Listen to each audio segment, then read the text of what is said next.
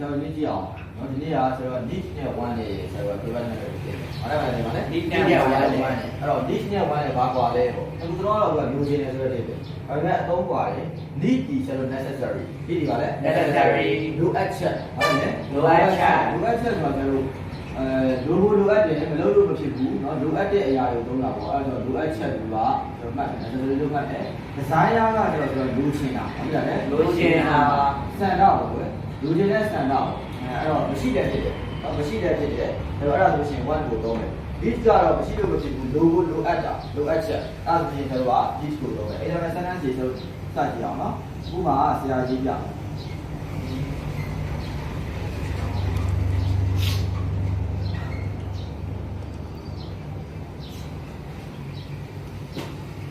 ဒီခါအောင်ပါလေ this door needs to bed ဟုတ်ပြီ this door need to bed this door ဒီခွေးဒီ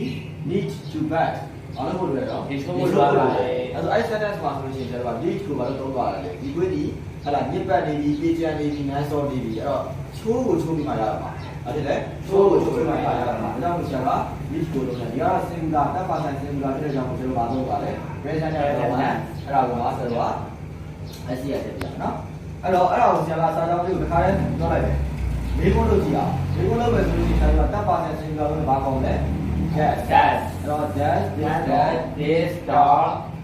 needs my eyes ပြောတာ ဟုတ်တယ်ဒီမှာ S ပြန်ပြောအောင်နော်။ Needs to bed. ရမလား။ရပါတယ်။ဒီလုပ်ကြည့်မယ်ဆိုရင်တော့ this door ဆက်ပါဆိုပါဟုတ်တယ်။ That's not need to bed ဟုတ်တယ် That's not need to bed Okay ဒါကြောင့်ဆရာတို့ဆက်ရေးကြည့်အောင်နော်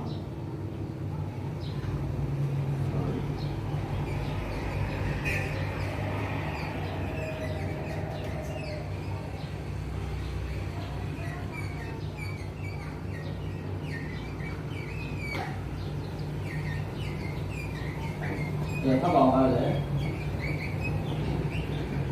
ဖတ်ပါအောင်ပါလေ You need food clothes and water to survive အဲ့တော့ကျွန်တော်တို့ဒီနော်လိုအပ်တယ်မှာဆရာ need ကိုသုံးပါတယ်နော်လိုအပ်တယ်ဘာလဲစားစားတွေဝင်းချိန်နဲ့ရေတွေကိုလိုအပ်တယ်သူစားပိုက်ဆိုတာအသက်ရှင်ဖို့အတွက်အသက်ရှင်ရက်တည်ဖို့အတွက်ငါတို့အစာစားဖို့လိုတယ်အဝေးဖို့လိုတယ်အဲ့ဒါကရေတွေလိုပါဘယ်လိုလုပ်လဲအဲ့ဒါမရှိလို့ဖြစ်လာဖြစ်လာဘူးအဲ့တော့မရှိလို့ဖြစ်တဲ့ကြောင့်ကျွန်တော်မောက်ကိုလို့လားကဲဟုတ်ပြီအဲ့ဒါကိုကျွန်တော်က negative အငြင်းလုပ်ချင်ဆိုရင်ဘယ်လိုဖြစ်မလဲ we don't need ဟုတ်လားမပြုတယ်ဘာမှတော့ဘာ infinitive ကိုလုပ်တာလားအဲ့ဒါဘာကောလဲ don't အဲ့တော့ we don't need food clothes and water to survive ကဲဒီလိုလုပ်ကြည့်အောင်ဒီလိုလုပ်ရင်ဘယ်လိုကောလဲ do you ပေါ့နော် do you need food clothes and water to survive အဲ့ဆိုတော့ need necessary မရှိမဖြစ်လိုအပ်တဲ့အရာတွေကိုကျွန်တော်တော့ရမယ်အဲ့ဒါကိုဆယ် one နဲ့ဆယ်လုပ်ကြည့်အောင်နော်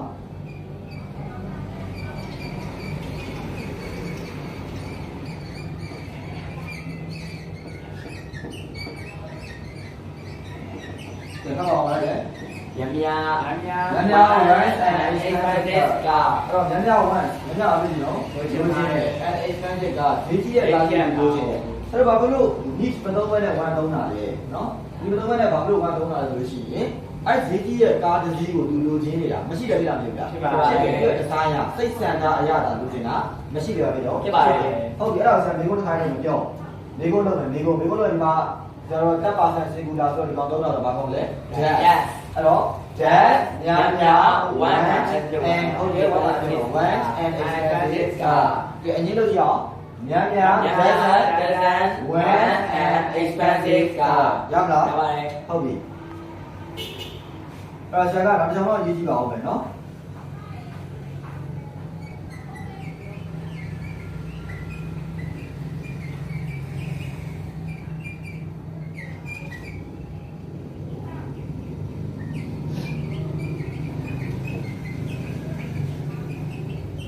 ဟုတ်ပါမယ်လေ I want to be a data one